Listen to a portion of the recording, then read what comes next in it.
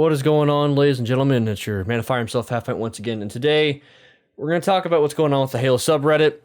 Some others have touched upon it, but I feel like everyone is too busy talking about how the toxicity is bad and so on and so forth.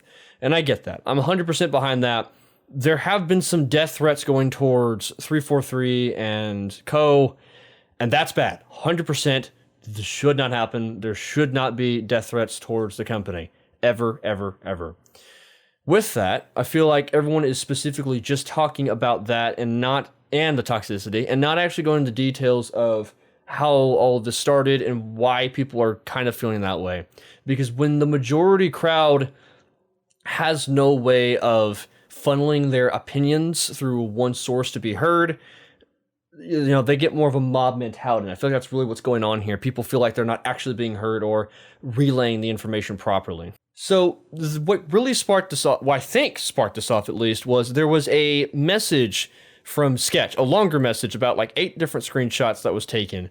And Sketch, the community manager of Halo, was going into more details of kind of his frustrations going on with how the community is approaching the situation and how we do hear your feedback indeed. This is what's going on here. To be real though, I do not think, especially as a community manager, this did not seem phrased very well. It seemed more of very don't shoot the messenger kind of, like the more you read the message, like no hate on Sketch.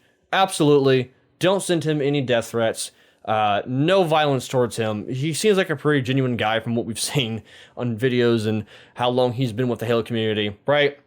But if I'm going to be honest here, any sort of critique, this was not done very well from a community manager standpoint. I feel like this honestly could have done better. But he did point out more stuff like, we don't owe, or I personally don't agree that we owe folks a detailed assertion on what 343 has been doing the last 6 years. And you know what? You're right. You don't owe the community that, but it would definitely help the community or ease tensions going on right now. You don't owe the community Halo Infinite. No one claimed that. But if you're trying to at least die down the tensions going on, there definitely needs to be some better ways of communicating this. I do want to pull the example of Destiny. There have been some really rough patches with Destiny. I'm sure a lot of people remember the comment from community manager Deej at the time saying, video games are hard. That was taken extremely out of context, and even other gaming communities had heard about that one outside of Destiny. And you know what? Deej doubled down, approved upon that, and nowadays, even when there's a lot of controversy with Destiny, the community managers are really good when it comes to phrasing and finding as many ways as possible to address the community. I get that you guys have been on holiday for Thanksgiving. I understand that we hear your feedback, but you can only say that so many times before we realize that the mob is still kind of angry. I don't feel that's just an aspect of, hey, this is the Halo community and they feel a bit more entitled, or the Halo community feels like they know what they want, so they're harder to appease. At the end of the day, yes, the Halo community has been around for a longer time, and so we do have higher expectations for things, sure. But at the same time, it feels like, with aspects like customization, which is one of the highest regards and problems right now, customization has peaked with Halo Reach, and it feels like we've never gotten that. For almost a decade's worth of time now, it feels like we haven't even gotten close to what we had in Halo Reach, and that's why people feel frustrated. It feels like with the trailers, we were advertised a certain thing coming with Halo Infinite, and when the multiplayer drops, there are so many restrictions when it comes to the armor coatings and the different Spartan kits. And don't even get me started on the regular armor kits where you can apply them, but you can't do any changing with them. You're stuck just using that armor kit. Or weapon kits. The esports kits going on as well. And it's just kind of frustrating that a lot of this is, we hear your feedback, but we don't have any evidence of, here's what we are aiming towards doing to improve upon that. It's a lot of, we hear your feedback, and it's going to take a long time. Great. Appreciate the transparency. And people are definitely going to be a little bit frustrated from hearing that. That's for sure. I feel like campaign definitely would have softened the blow a little bit, as much as I hate saying that. But if campaign is like the bread and butter of the experience because it's the paid $60 worth, and it's a big experience they've been working on for nearly 6 years. It is. I can understand that. I can understand people's sentiment when it comes to the multiplayer launching a little bit early, and we kind of got the ugly head of things when it came to monetization and progression and that sort of stuff. People were really expecting a lot more when it came to the customization, and when we see stuff from the shop costing $20 a piece, or just yesterday, you're selling us pineapple grenades in an emblem for $10. For $10, you want us to buy pineapples. Bro, like what?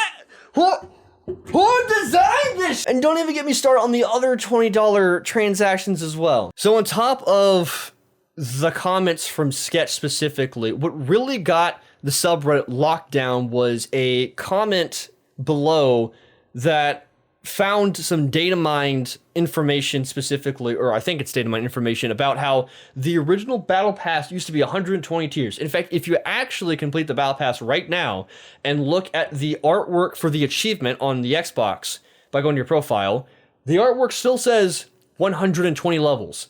That was not changed. People can still see that if you beat the battle pass. And on top of that, to go more in hand with that, it was data mined, allegedly, that the original battle pass that was 120 tiers did in fact include all of the original Halo Reach armor in the game. A couple days ago, we found out that Halo Reach's other half armor sets that haven't been included in the battle pass are already stuck inside of shop bundles that are going to be coming pretty soon. Some pretty pricey shop bundles. Expect a lot more $20 ones. That sucks. That really bites. Just 2 days ago, we actually had one of the original Halo Reach shoulder pads being sold, I think in like a $10 bundle. I don't even remember what else was included inside of it, but the main appeal was those Halo Reach shoulders. It's like, really? Are you really trying to resell us legacy content that we used to grind for? Like, are you guys just not? Who approved this? Who went? This is okay. This is what we're going to be doing. This is, yeah. We'll charge it for the legacy content. I think they'll be okay with that. Somebody had to have gone. No, this was not a good play. We're going through some very, very hot water in this territory. So instead of the battle pass that was originally going to have all the Halo Reach armor with 120 tiers, we now have a battle pass that feels like it's bloated with challenge swaps, which is currently the only way to progress through the battle pass is through challenges. So people feel kind of ripped off by being sold challenge swaps. It's like a paid to progress sort of ordeal. Even in a free to play game, people are very off put by that. But with that filler content, we're missing the other half of the Halo Reach armor. And now you can see stuff like the same shoulder pad being sold to you twice on the battle pass on two separate tiers. The bullets for June's arm, one's like tier 31, the other one I believe is tier 33 for the left and right arm. Which, I like, why spread that out? It feels like you should get both of those in one tier instead of having to get two separate tiers for that. The same thing for the Fractures event. One of the shoulder pads was locked to one tier, and the other one, even if you completed all the challenges, you would have to wait for the event to come back to get enough challenges to even get the other shoulder pad for that. So why lock shoulder pads away from each other? Do you really need to be padding them out that much? Do you feel like you don't have enough to fill in for that? Because it seems like there was a lot more samurai armor in the trailers that we saw, in pictures as well. But now we've been seeing some of those inside the shop instead for $20 bundles. Not gonna lie, very turned off by that. I'd be way more inclined to pay for that sort of content if it was at a cheaper price. And if it didn't feel like we're being ripped off by the original progression system in the game. Players feel very ripped off at the moment by that sort of stuff. And it feels like all we're getting is we hear you comments, but no, nothing saying this is the direction we're going to be going with this. Again, no hate towards 343. Not trying to absolutely bombard them with toxicity and death threats and like that stuff. That's when the Reddit went too far. But people definitely don't feel like they're being heard right now. It feels like with some of the YouTubers that it's more about talking about positive feedback and constructive criticism. And I swear, man, That's true. We want to hear positive feedback and constructive criticism. Very valid, very good. But it feels like that's all I ever hear in Halo videos nowadays is positive feedback and constructive criticism. And it's becoming more of a turnoff than it is a encouragement to go down that rabbit hole. I'm not saying we should just say, we want negative, negative, negative. Of course, no one wants just negative stuff all the time. But it feels more like people are being parented. They're there. That's why Sean Dubs recently has been getting a lot more attention. He's been stating a lot of the content as it is. He's been doing a very good job about that sort of stuff, and he's been also keeping it very constructive as well, without constantly telling people we need constructive criticism. That kind of comment gets really old. And no shade, again, towards any of the Halo YouTubers. All great people, fantastic people, love watching their content, and I continue to watch their content on a daily basis. If you haven't already, go check out their content and show their content some love. Absolutely encourage it, because they've been making some great content for the past couple of years. And don't bombard them with toxicity and just terrible content that demoralizes them.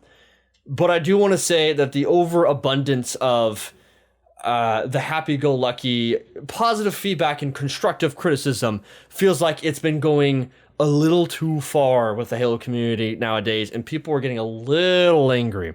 Anyways, I just want to throw my 2 cents in there, because it feels like a lot of the people in the Halo community don't feel like they're being heard, specifically within the Reddit. And there's a reason why there's such a mob mentality. People are getting angry because with this amount of people being frustrated and no way to funnel their attention down, it becomes a mob mentality. It's just the way the internet is. Halo is getting it pretty bad. Destiny had it pretty bad back in the day. And I've seen plenty of communities getting back in my Devil May Cry days. That subreddit got pretty bad sometimes. There were some pretty pivotal moments that the community was not very happy with the direction of the game, and they wanted to relay their information. It's just the way the mob is able to translate their information. Now, it is good that the subreddit got locked down when the death threats start coming in. That's bad. That's always bad. I will continue to say death threats are not good. But for those people concerned of why does it seem like everyone's angry in the Halo community all the time, it's not that they're angry, it's that the game is not in a great position, and we don't have any good news to currently look forward to when it comes to the multiplayer. It's more of just, we hear you, we're working on it, and that's it. I would say, let's state some bullet points. Here's where we're going with this. Here's the future direction. Here's what we think is going to be a good idea. You don't owe us what's been happening the last 6 years, but it would definitely help. What's going on? What happened with this battle pass? What changed? I'm pretty sure this is some solid stuff, considering this was data mined. And data mine information, although you should take with a grain of salt, is true more times than not, if I'm being honest. What are we going to be doing about the Halo Reach armor? Are we going to be keeping that in the shop? Are we looking forward to reworking the battle pass to be more fair? If you end up moving stuff from the shop to the battle pass, will you retroactively be refunding people some credits that bought that sort of stuff? If you refund some credits, it's still a purchase in the game, so they still have to spend it with more Halo content, so it's not like you have to refund the actual funds back, but at least give them some of the credits back. Can we look to probably getting rid of some of these challenge swaps that feel like filler, and maybe adding some actual credits into the battle pass as well, so people can feel like they can earn some purchases as well? Can we state some bullet points of some stuff we're going to be working on towards the future, so we can at least have some different things as a roadmap to look forward to? Let's talk about different ways that we can work towards the future instead of just this ambiguity. Let's talk about some different ways of how we can look towards the future instead of just saying, hey, we hear you and we're working on it. Anyways, thanks for watching today's video. Leave a comment down below what you guys are thinking. I want to hear you guys' honest feedback. I know a lot of people feel like they're being kind of tethered with their opinions, because we always hear leave your positive thoughts as well as constructive criticism. Like, I honestly feel like at this point in time, when's the last time you've heard positive and negative? It's always positive and constructive criticism. Anyways, leave your feedback down below. I'm not asking you to absolutely hate on people. Don't do that. But I want to hear your honest, unhinged feedback down below. I got you. I'll be a little venting outlet for you guys. Thanks, and I'll see you later.